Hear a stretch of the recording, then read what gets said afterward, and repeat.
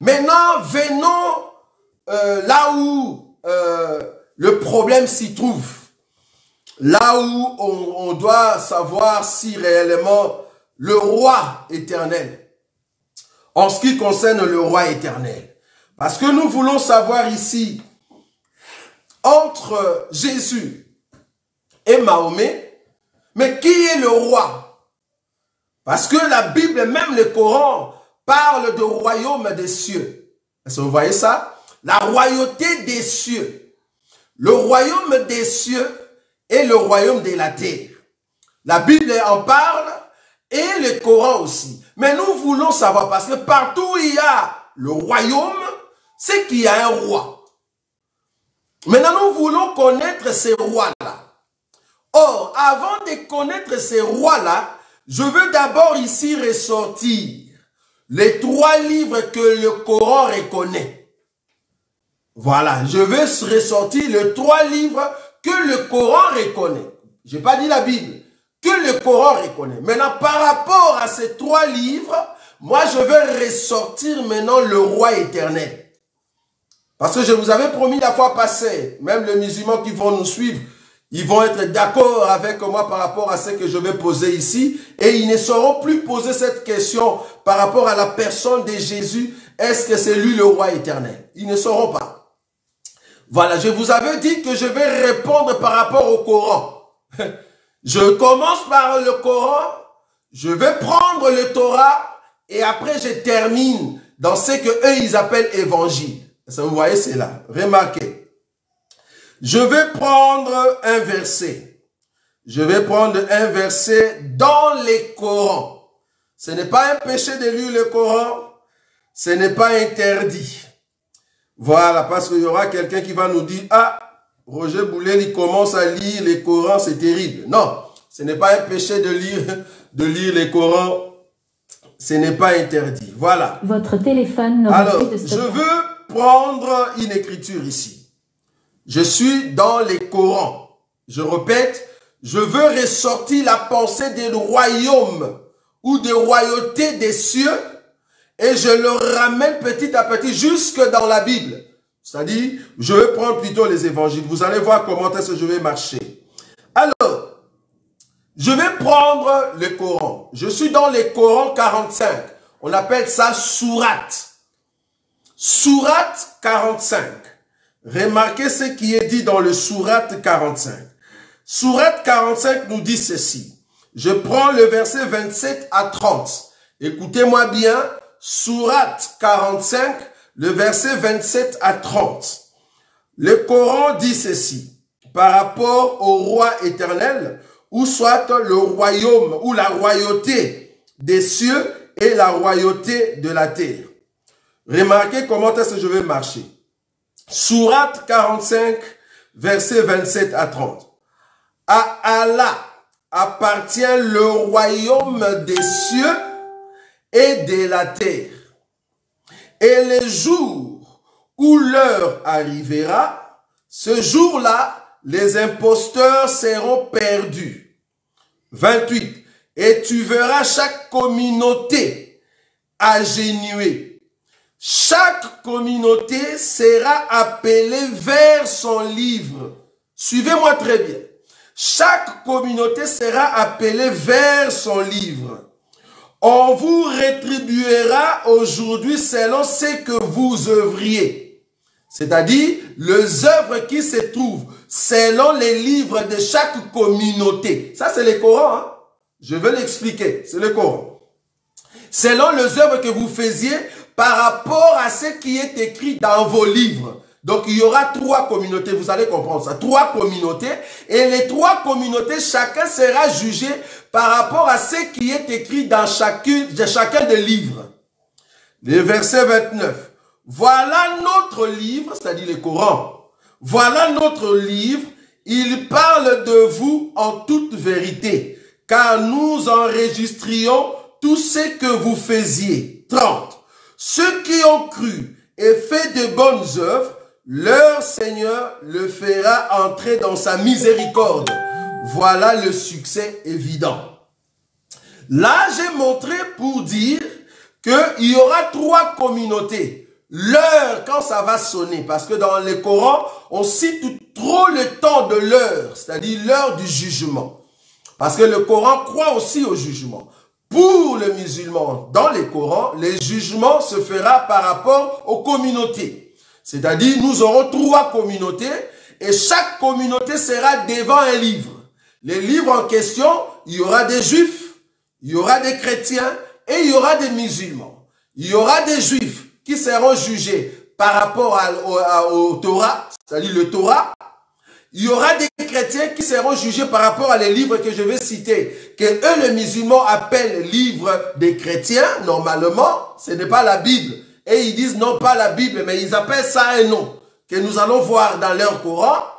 Et les musulmans, ils seront jugés par leur Coran. Donc, si tu as fait des œuvres qui se trouvent dans vos livres là-bas, croyez que tu vas entrer dans les cieux. Ça va?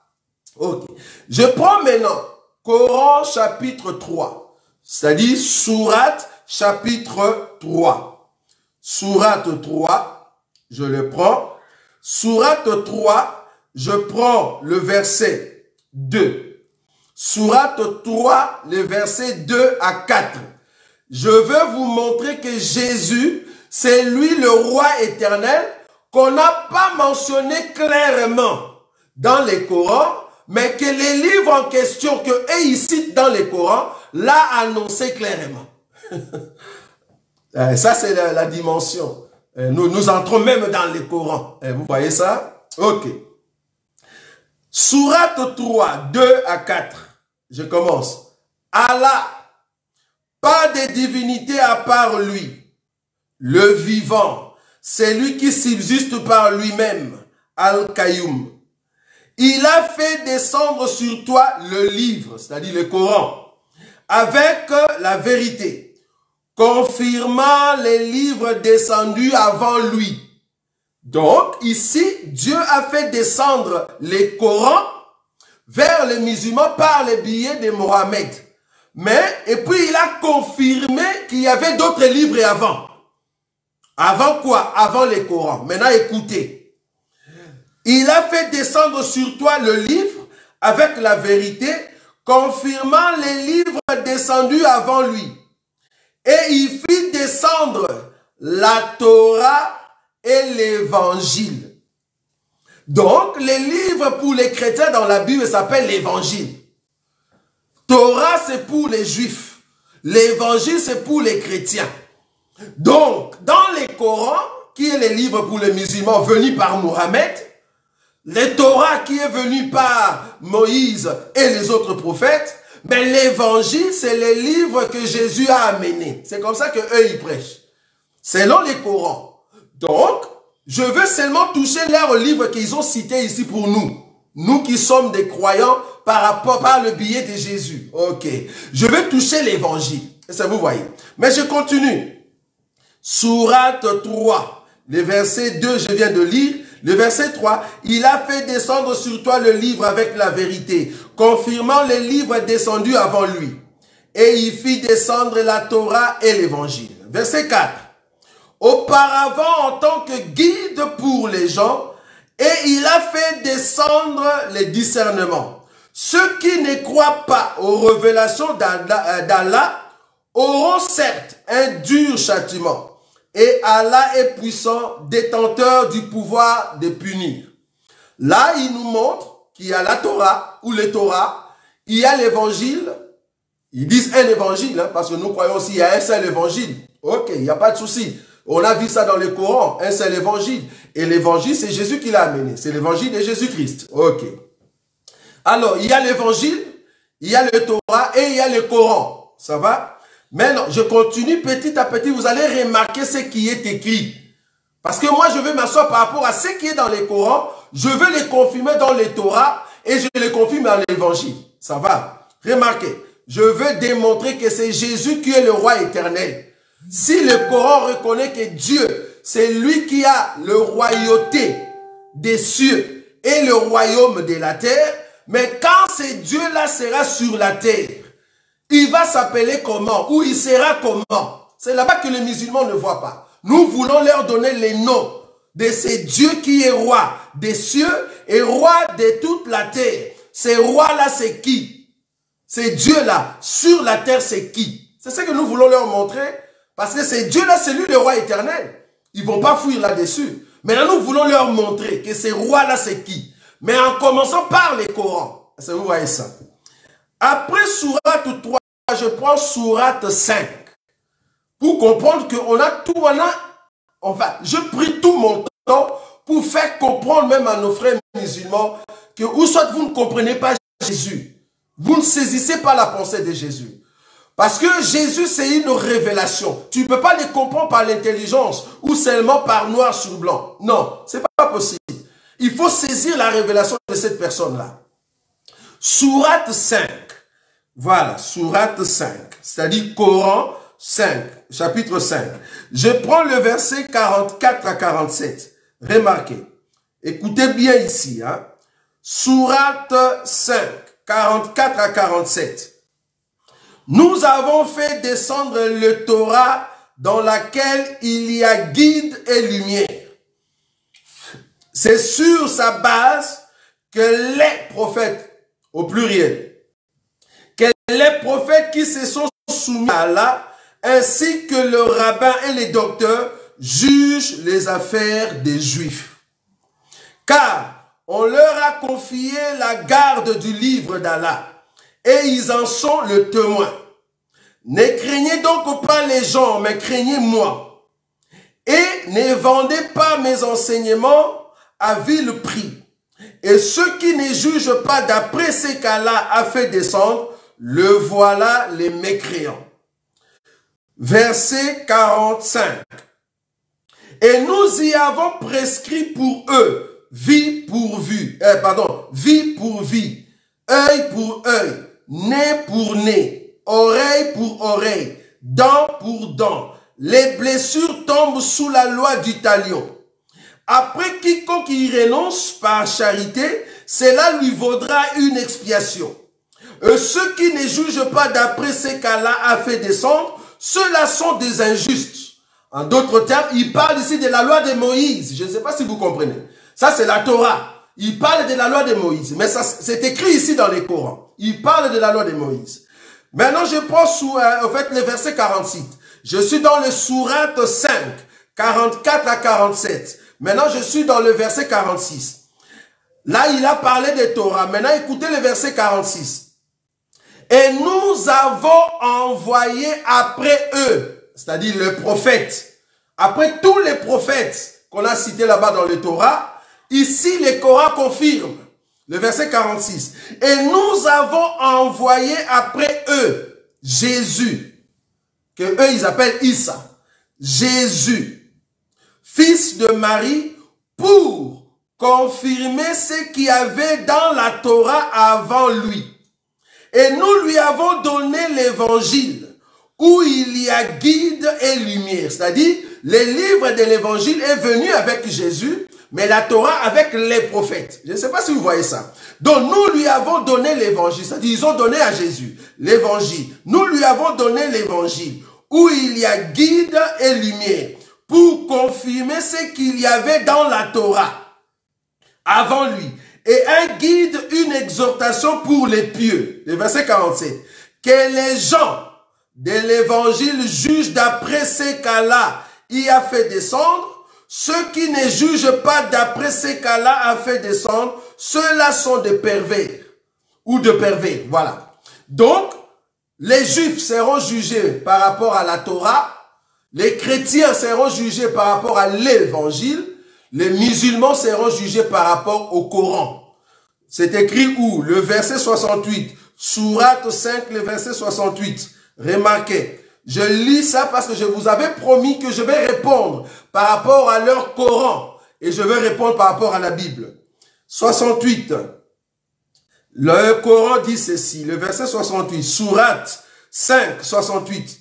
Dis aux gens du livre, c'est-à-dire gens qui croient au Coran, aux gens du livre, vous ne tenez sur rien tant que vous ne vous conformez pas à la Torah et à l'évangile. Donc le musulman, ils doivent se conformer à la Torah et à l'évangile. Ça va? Ô gens du livre, vous ne tenez sur rien tant que vous ne vous conformez pas à la Torah et à l'évangile et à ce qui vous a été descendu de la part de votre Seigneur. Et certes, ce qui t'a été descendu de la part de ton Seigneur va accroître beaucoup d'entre eux en rébellion et en mécréance. Ne te tourmente donc pas pour les gens mécréants. Ok. Là, nous avons lu le Coran, qui est le Dieu de gloire, Allah, que eux ils appellent ici. C'est Dieu-là, c'est lui qui détient la royauté des cieux et de la terre. Ok. Maintenant, ils ont confirmé que c'est Dieu-là, c'est lui qui a envoyé la Torah et que c'est lui qui a envoyé Jésus par les évangiles. C'est-à-dire l'évangile, c'est les livres qu'on a envoyés, qu'on a donnés à Jésus. Donc, il faut que le Coran confirme le roi des cieux et de la terre, qui est Allah, ici dans le Coran. Il faut que la Torah aussi confirme qui sera le roi éternel. Il faut que l'évangile aussi confirme les trois livres que les musulmans croient. Alors, nous allons voir les noms de ce roi-là.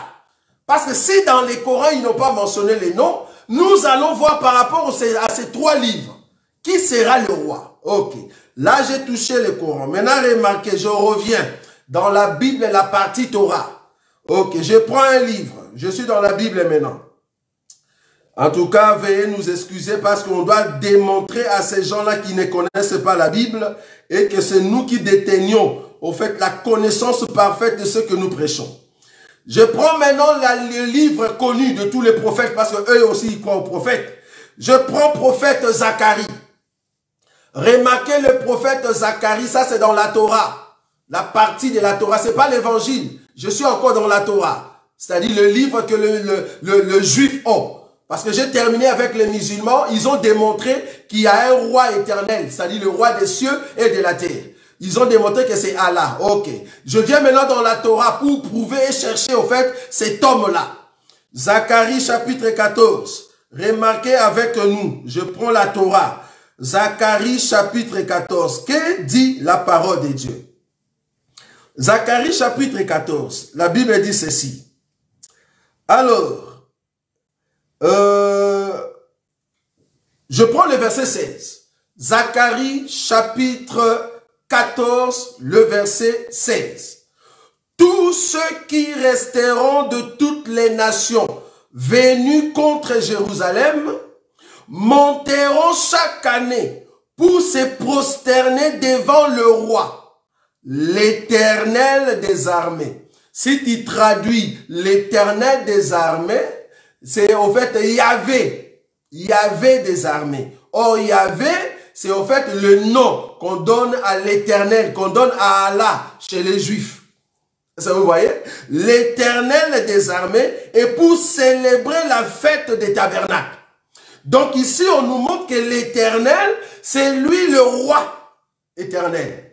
Est-ce que vous voyez ça? Dans ces versets ici, 16. Tous ceux qui resteront de toutes les nations venus contre Jérusalem monteront chaque année pour se prosterner devant le roi, l'Éternel des armées, et pour célébrer la fête des tabernacles. Donc l'Éternel ici est appelé le roi. Parce que dans beaucoup d'écritures, on peut voir que l'Éternel, c'est lui le roi d'Israël. Ok. Maintenant, je vais chercher les noms de ces rois-là.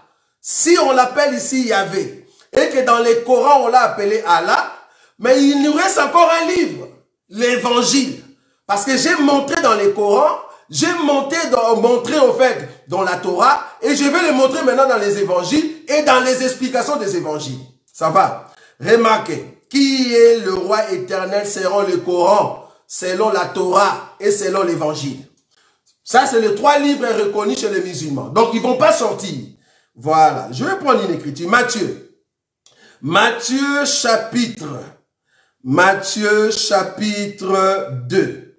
Que dit la Bible là-bas? Matthieu chapitre 2. La Bible dit, Jésus, le premier verset, Jésus étant né à Bethléem, en Judée, au temps du roi Hérode, voici des mages d'Orient arrivèrent à Jérusalem et dirent, où est le roi des Juifs? Ça j'aime. Ça j'aime. Ça c'est l'évangile. Faut pas dire, ah non, la Bible. Non, ici c'est l'évangile. On est d'accord que c'est l'évangile. C'est l'évangile de la vérité. Parce que ça, vous êtes censé l'avoir. Il dit, où est le roi de Juifs qui vient de naître? Qui vient de naître. Car nous avons vu son étoile en Orient et nous sommes venus pour l'adorer. Je répète que dans Zacharie, il faut que les gens viennent adorer le roi éternel.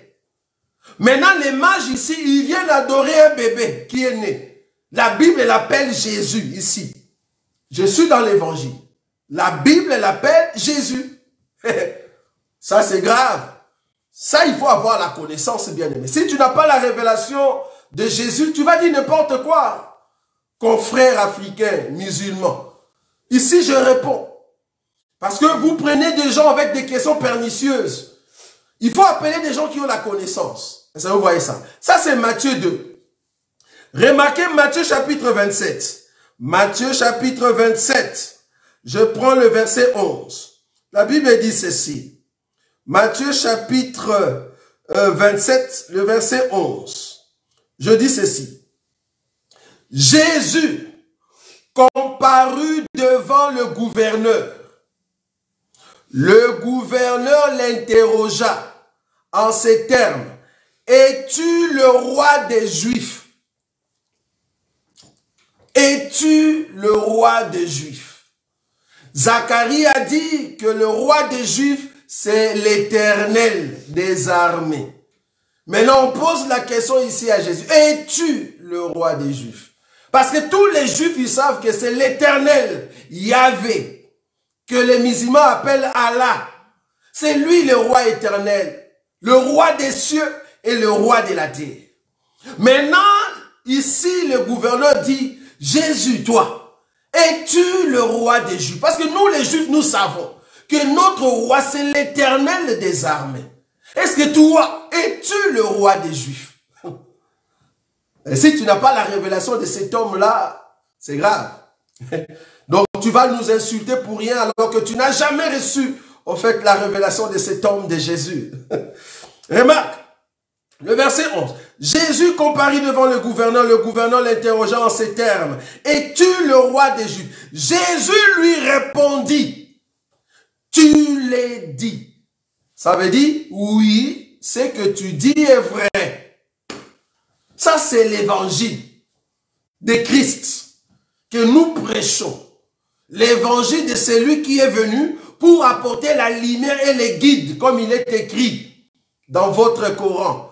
Parce que l'évangile est censé donner le chemin et éclairer. Est-ce que vous voyez ça? La lumière et le guide, selon les Corans. Or, lui-même est la lumière, selon Jean chapitre 1er. Donc, il a amené la lumière pour que nous puissions comprendre les véritables. Et nous sommes dans les véritables en son Fils Jésus. C'est lui le Dieu véritable. Ça, j'aime. Ça, toi, tu ne verras pas, messieurs les musulmans. Excusez-nous. Je continue pour t'amener à confondre ce que tu as dans ta tête. Peut-être tu ne le vois pas. Parce que nous voyons et nous croyons à cela, que Jésus, c'est lui le roi éternel. Je continue. Remarque, Apocalypse. Là-bas, c'est la mort. Parce que toi, tu n'y crois pas. Parce que tu n'étais pas là. Ok, mais nous y croyons parce que c'est notre frère qui a vu cette vision et nous croyons en lui. C'est comme vous aussi, vous croyez à vos hadiths. Si c'est hadith, ça va? Vous croyez à ça. Nous aussi, nous croyons à ce qui est écrit ici. Ça va? Remarquez Apocalypse. Si tu veux croire, c'est bon. Si tu ne veux pas, mais nous croyons que Jésus, c'est lui le roi éternel. Donc, ce que Allah a écrit là-bas, chez vous dans le Coran, le roi éternel, c'est lui qui a le royauté des cieux et le royauté de la terre, que la Torah exprime ou explique comme étant l'éternel des armées, Yahvé. Nous ici dans les évangiles, on nous dit que c'est Jésus. Ça va? Remarque, Apocalypse. Apocalypse chapitre 15. Je prends le verset 3. Apocalypse 15, le verset 3. Il est dit ceci. et ils chantent les cantiques de Moïse. Écoute bien, messieurs les musulmans. Ça, c'est un cours gratuit. Si tu veux réellement discuter avec ceux qui ont la connaissance, nous sommes là. Écoute très bien. Ici, je suis dans l'Apocalypse. Le peuple ici, il chante un cantique de Moïse.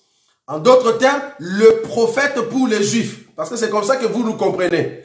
Les prophètes pour les Juifs, Jésus est venu avec l'évangile pour les chrétiens. Et vous, en tout cas, c'est Mahomet qui est venu. En fait, Dieu a donné le Coran. Maintenant, ici, les gens, ils chantaient les cantiques de Moïse. Ok?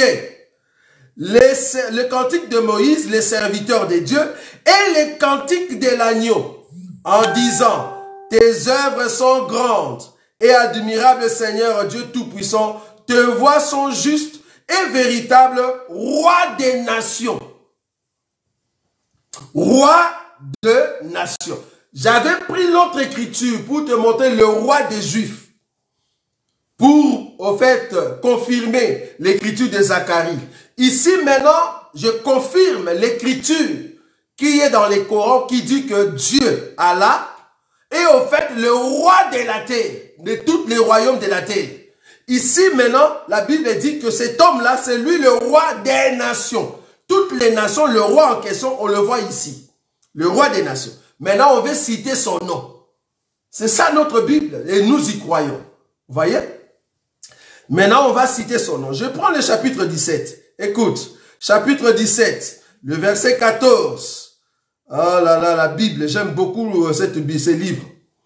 La Bible, Apocalypse chapitre 17, le verset 14, il est dit ceci.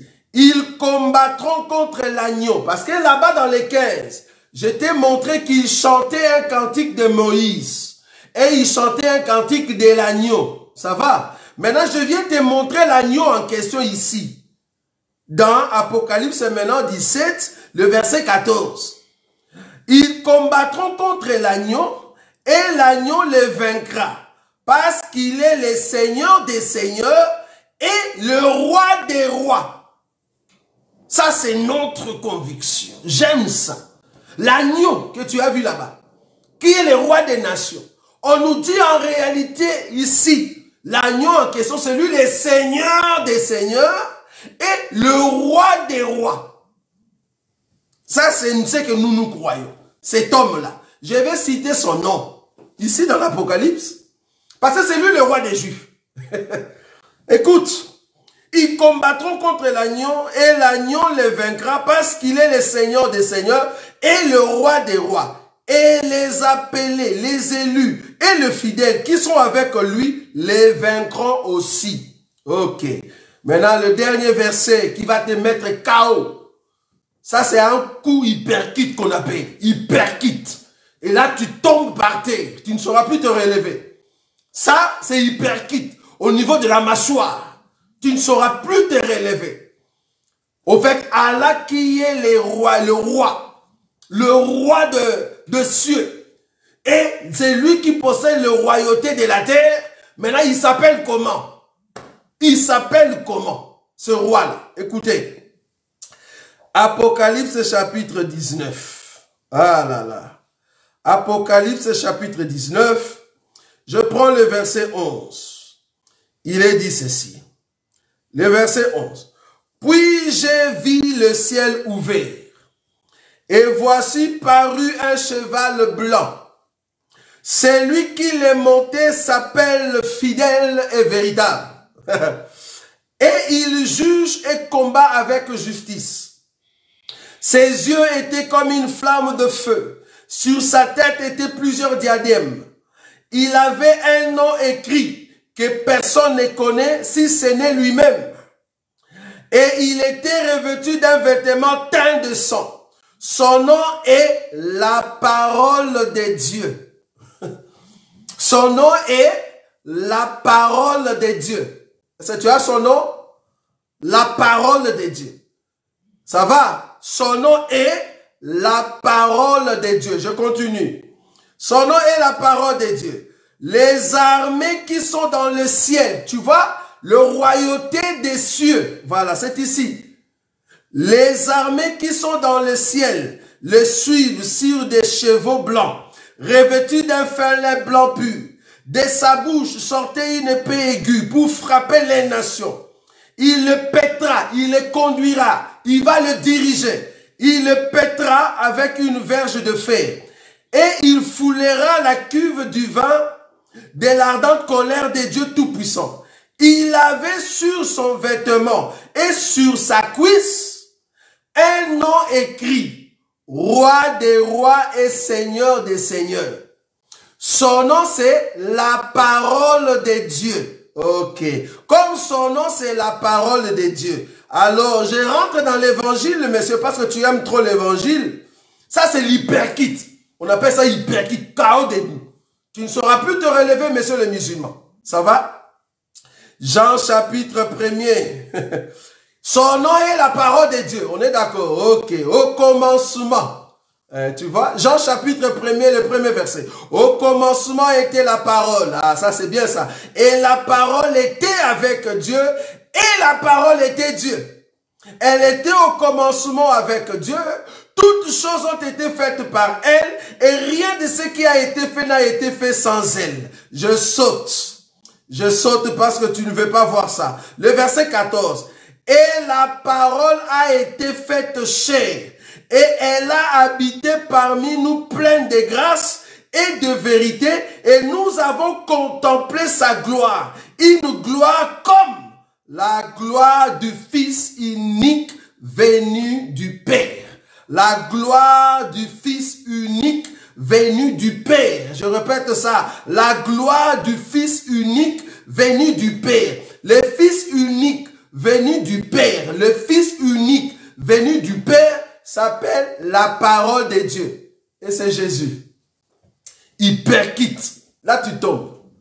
Ça prouve que le roi de gloire, le Seigneur Tout-Puissant, c'est lui qui nous a sauvés. C'est lui qui possède l'évangile. J'aime beaucoup votre partie de l'évangile. C'est lui qui a amené la bonne nouvelle. C'est lui qui est le guide et la lumière par l'évangile. C'est lui, en fait, le roi éternel.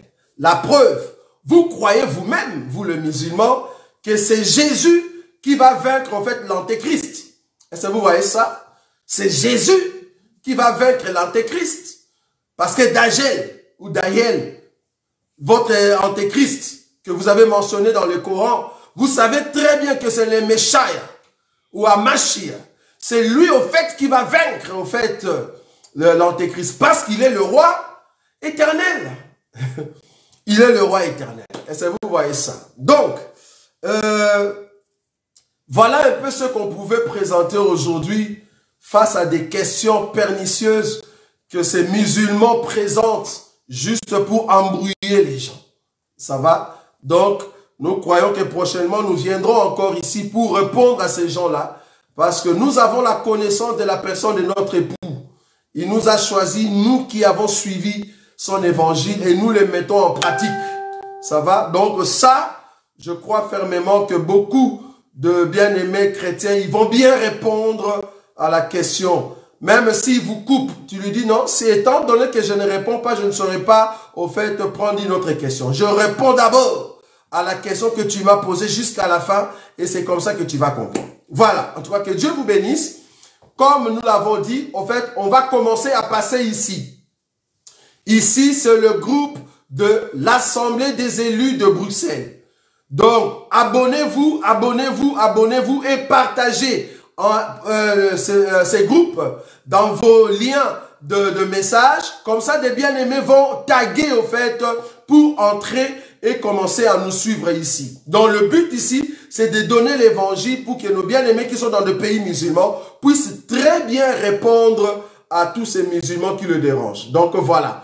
Donc, dimanche, nous allons passer ici en live lors de notre réunion de prière.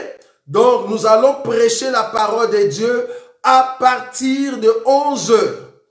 11 h, nous allons passer ici et nous serons en direct. J'ai bien dit 11 h. À 11 h, nous allons passer ici et nous allons passer en direct pendant 1h30. C'est-à-dire, le culte sera en live pendant 1h30. Donc, je vais présenter l'enseignement sur le 24 vieillards.